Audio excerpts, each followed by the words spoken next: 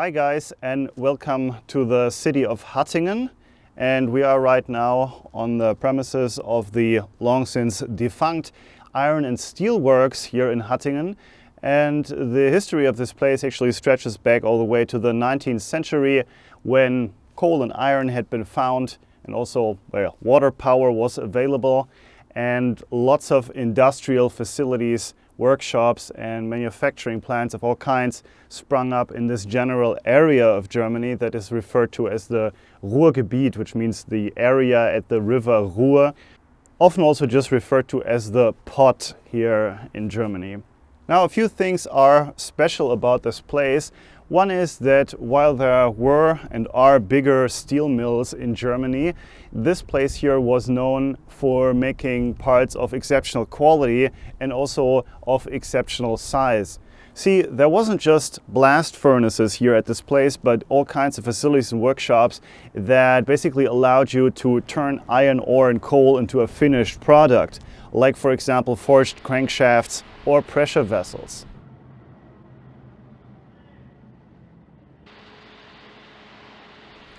Now, unfortunately, the steelworks were forced to grow and grow, and they even went as far as to relocate the river Ruhr near the plant so that there would be more room for expansion.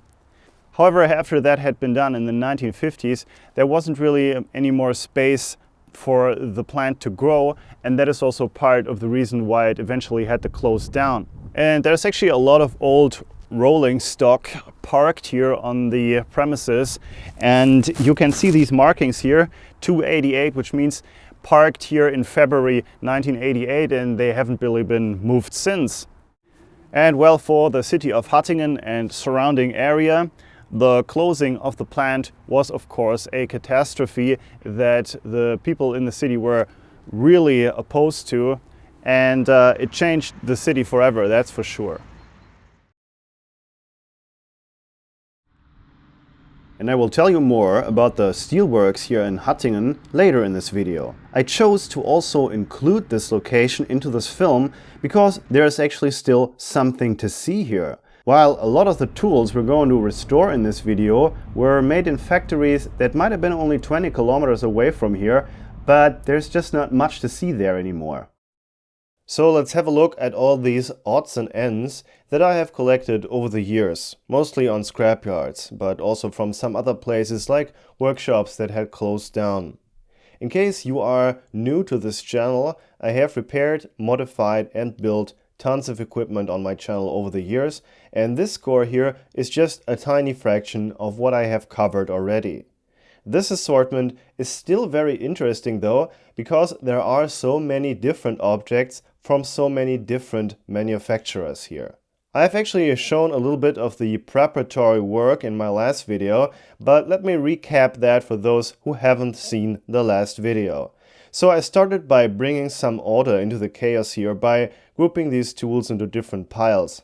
What I found were old steel containers that I used for collecting the different parts from the pile, like these pincers here. I also found a number of German-made files, as well as all kinds of pliers and tongs, and various kinds of really old-fashioned adjustable wrenches. On top of that, I found wood chisels, an assortment of pulleys and block and tackle mechanisms, as well as old axes of various sizes, shapes and forms. And after picking a number of rather random pieces out of the pile as well, we are mostly left with wrenches of various kinds. After separating these items into these rough categories, they were stringed up and suspended in citric acid for rust removal.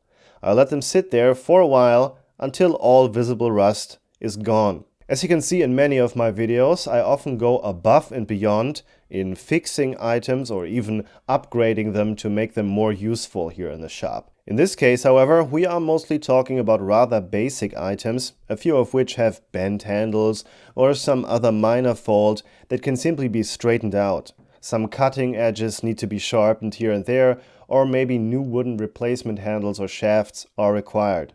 In some cases, like with these compasses here, it was necessary to free up moving parts. This can be caused by rust or old hardened grease and dirt. Applying heat can work wonders though. However, despite these minor fixes, at their core, the vast majority of these tools is not broken. After pulling these items from the acid, I usually rinse them off with water and scrub the surface with different brushes or sometimes with steel wool. After that, I dry them and I apply a thin layer of oil, for example ballastol. Applying the oil is important, and otherwise some of these parts would catch new rust rather quickly.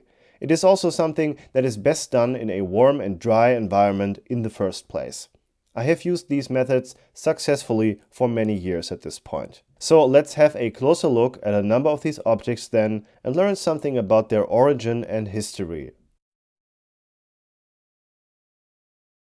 And we will start with the axes. For some reason I just can't stop myself from bringing home old axes whenever I see them somewhere. Maybe it's just another remnant of my childhood days when I simply found axes awesome. One thing that is pretty neat about them is that they often have punch marks with a logo of the forge in which they were made. These punch marks are often still readable after a very long time. So let's have a look at them and see what we got here. This old logo might be a little hard to read, but one of the other axe heads helped me to identify it anyway. These logos both read Goldenberg, English pronunciation Goldenberg. And this is actually pretty interesting. This mark appears to be a mixture of these two historic logos here, which are clearly labeled in French. The name Goldenberg sounds very German though, and it is.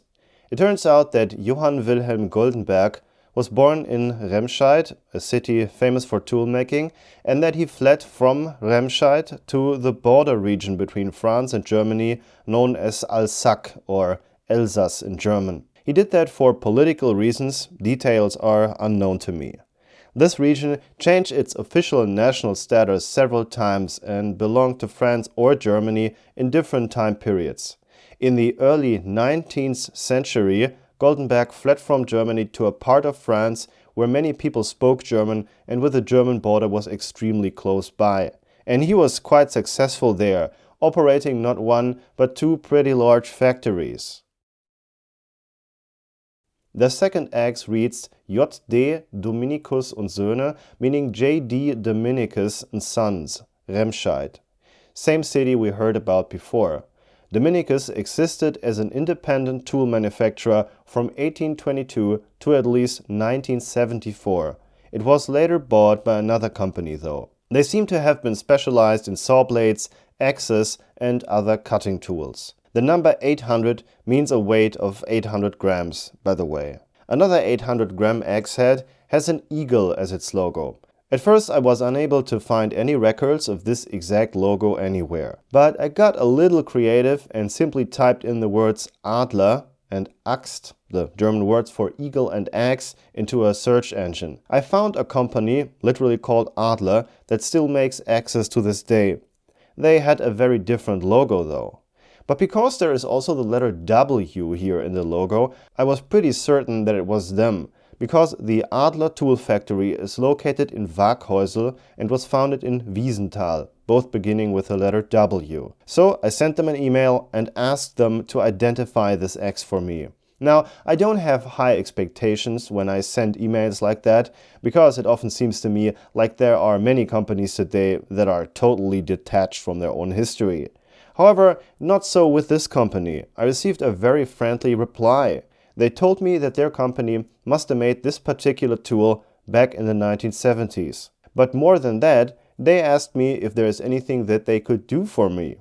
So I told them that I might enjoy visiting their factory.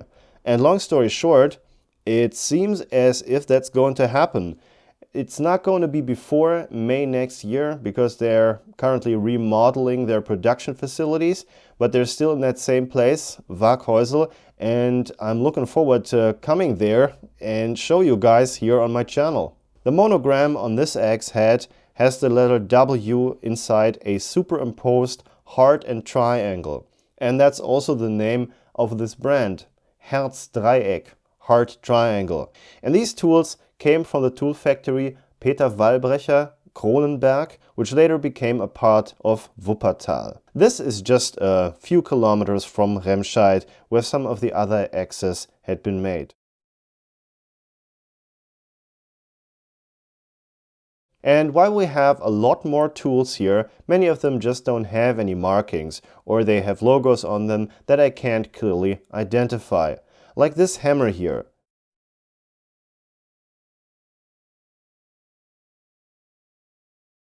While others still exist to this day, like the company Zwilling, which I think is now known mostly for making knives, but they go way back.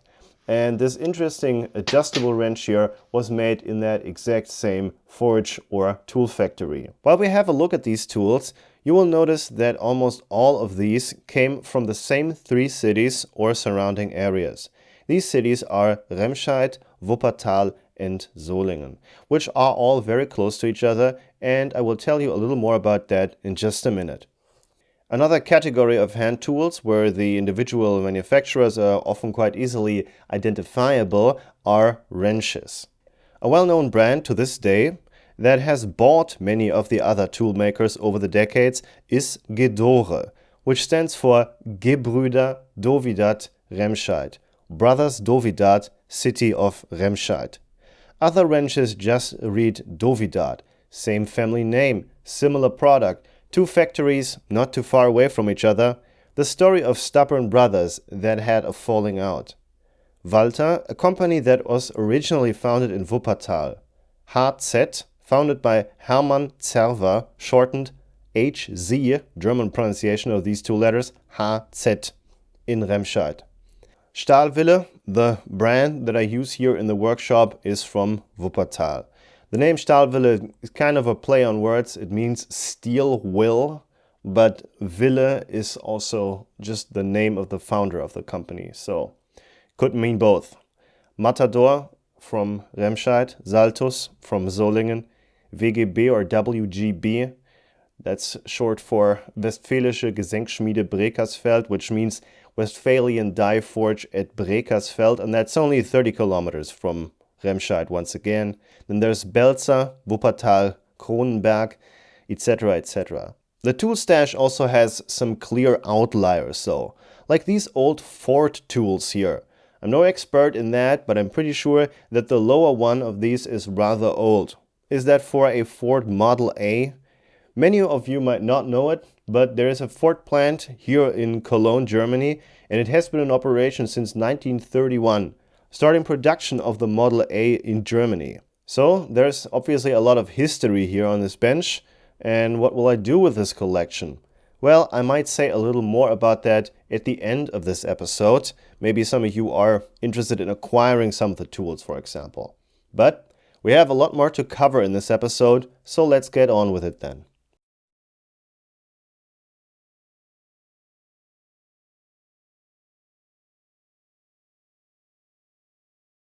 This channel has existed for 10 years now, and it was created for an international English-speaking audience. And with great consistency, my biggest audience by far is in the United States of America, followed by Canada, the UK, and Australia.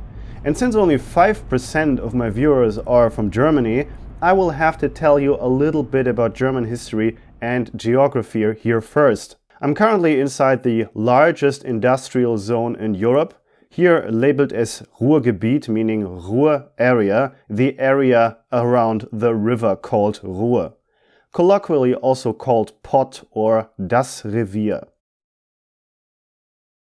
And what we have here is a map of Germany and surrounding areas circa 1970. It still uses a pre-war eastern border, because back then Germany's former eastern provinces were still officially labeled as currently under Polish administration, while the German state still saw them as part of Germany. The border to the GDR is only a faint dotted line here. But that isn't really all that important here, because the area I'm in is much further to the west. What the map displays are important natural resources in various industries. Blue squares mark the iron and steel industry. Blue circles are mechanical engineering and metalworking industries. Built on Germany's largest deposit of hard coal, we find the pot, where I am now. And since we just saw the steel mill in Hattingen, does Germany have other regions with raw iron and steel production? Yes, it has indeed, and to name a few, there is Salzgitter in Lower Saxony, where iron ore had been found, and then in the southwest we find iron and steel works in the Saarland region, where another sizable coal deposit is located. These blue circles, today on French territory, belonged to Germany several times throughout its history as well, by the way. And then far to the east there is Eisenhüttenstadt, literally Ironworks City, which is a planned city that was built from scratch during the early days of the Cold War, when East Germany's important metalworking industries were cut off from the Western supply. That location is a historic singularity, by the way, because it was neither near a major coal nor a major iron deposit. As you can see on this map, these are by far not the only areas in this country where iron and steel industry is located. Metalworking industries of various kinds can be found in many areas around the entire country. By the way, looking at this map you will realize that it is a generally held misconception that Germany is starved of resources. See, while our coal and iron deposits are not that important in a worldwide comparison, and mining for hard coal has been abandoned because of cheaper international prices, Germany has one of the largest deposits of lignite worldwide, which is used on a massive scale as a cheap fuel for Germany's power plants. Germany is also sitting on one of the largest potash deposits in the entire world, a resource that is needed to make industrial-scale farming even possible. So while there are many much larger countries around the world with many more resources, in a European comparison, Germany had a good historical basis to become a nation of industry and manufacturing. Today, Germany is still a producer of many goods with many active industries. However, the days when Germany was an important steel producer in terms of mass are long gone. But let us zoom in then into the Revier where I am today. So when you drive through this part of Germany, you will quickly realize that the Revier or pot consists of numerous cities and towns that often have no visible borders between them. Though also scattered with forests and fields here and there, it is considered a polycentric urban area, including big cities like Dortmund and Essen. Or, in plain terms, it is one huge city with many city centers in all but name. So while there still are many active production facilities of various kinds in this area, it is nothing compared to the past, and while there still is a big steel mill in Duisburg, for example, by and large, the Ruhr is often referred to as a deindustrialized area. Germany never went as far as Britain though, for example, when it comes to deindustrialization, and some important industry remains. Only 20 kilometers south of Hattingen, that's a mere 12 miles and nothing by American standards, we are in the city of Wuppertal, which is not counted as part of the Ruhr area. Together with neighboring Solingen and Remscheid, they form the Tri-Cities of what we call Bergisches Land, named after the historic county of Berg. These three cities, merely just a stone throw away from the mines and iron and steel works in the pod, were the traditional center of Germany's tool-making industry. Many of the tool brands that you hold dear are from here, and maybe you have learned about a few more in today's video. But here is something really important to keep in mind. These objects are from a time when the tools were still made locally, and the German brand names really still meant that they were made in Germany and exactly from the place that it might even have said in the company name. Over the decades, many of the smaller tool factories were bought by bigger ones, and eventually many of the brands became part of multinational conglomerates. In some cases, the old production facilities were taken over. In other cases, they were simply shut down. While there are still many well-known tool manufacturers based in the cities I just mentioned, you have to do research to find out if the old name really still means anything. You cannot assume from the brand name alone that the product you buy had anything to do with the tradition, locale and personality associated with the old brand name. Many of these small and mid-sized businesses were nothing but pawns in the game of money and power. In fact, the same can be said about some of the really big production facilities, like the Iron and Steelworks in Hattingen, of which only a museum is left today. From these rather small hand tools, let's return then to the gigantic workpieces made 20 kilometers to the north at the Steelworks Henrichshütte Hattingen, where I have some really neat historic footage to show you. Es ist fast sogar ruhiger als an normalen Tagen. Die Ruhe vor dem Sturm. Sind Sie stolz darauf, dass er hier mal nach Hattingen kommt? Ach, was heißt stolz? Klar, man freut sich. So sieht man ihn, sonst sieht man ihn ja bloß immer im Fernsehen, ne? We are in the early 1990s and the blast furnaces had already been shut down. In fact, one of them had been disassembled, shipped to China in pieces, where it was then reassembled to make steel there instead. However, here at the premises of Henrichshütte, a large foundry, workshops and forges were still in operation. The foundry was about to be closed down as well. But there was one last, really big job, and for one last time the foundry and super heavy machine shop would prove their capabilities for a final time. Since the blast furnaces were no longer in operation, molten iron was brought by train from the steelworks in nearby Duisburg. That's how it was for a number of years. During the transport, the temperature dropped by around 50 to 70 degrees Celsius. The huge converter that you saw in the beginning of the video could then be used to mix in and heat up scrap metal as well.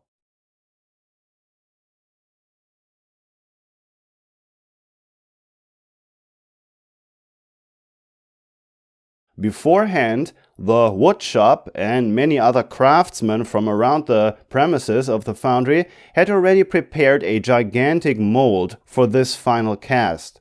The part that was made here is a replacement for the old support or lower beam of the gigantic forging press that was operated in the forge here at Henrichshütte. In other words, the last large workpiece of the foundry was an investment into the future of the forge that was supposed to stay in business for a few more years.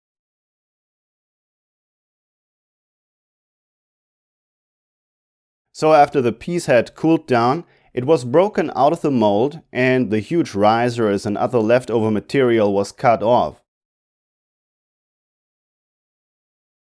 After which the workpiece was then transported to the awe-inspiring machine shop at Henrichshütte, an incredible sight to behold.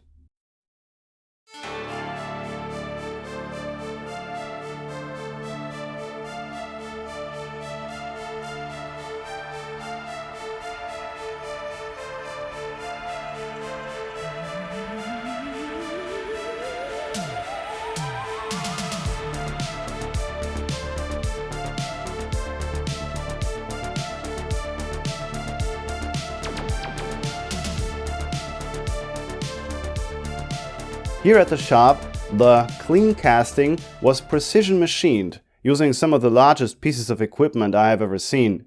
Isn't it always funny to see that the tools of the trade often stay the same and only get sized up to almost comically large proportions as the size of the workpiece increases? Sometime later, the big day had come to actually install the part, but for that the old one had to be removed first, and finally the massive casting was lowered down and was installed, so that the forging press could keep operating well into the future. At the time the lower beam was installed here, the foundry had already been closed. Critics at the time commented that it was now no longer possible to make castings of this size in this country. Considering how much the German industry is built on iron and steel, it was seen as a travesty. At the time of me making this video here, the German industry seems to be in peril once again, and there's a real chance that we will lose our remaining capacities as well. In that sense, a film document like this is important for people who will live in that uncertain future, to remember what was once possible here, and hopefully act as an inspiration. Who knows, one day it might seem almost impossible that a place like this has ever existed in the first place. So that's what I wanted to show you here in Hattingen. Let's return to my own workshop for a final time today then. Together with many other tools that I have restored in the past, like these vices that I saved in earlier episodes of my Scrapyard Repair-A-Thon, They have been sitting in storage for a while though, and they only cost me money every month. Because of the high rents I have to pay for every little bit of space that I occupy here. To continue my work into the future, I need to free up space, and that's why I'm now putting them up for sale. So from this point on, the rest of this video is just about the sale. So if you're not interested in that at all, then I'd suggest that you switch off the video and just tune back in for the next video in a couple of weeks then. It was nice having you.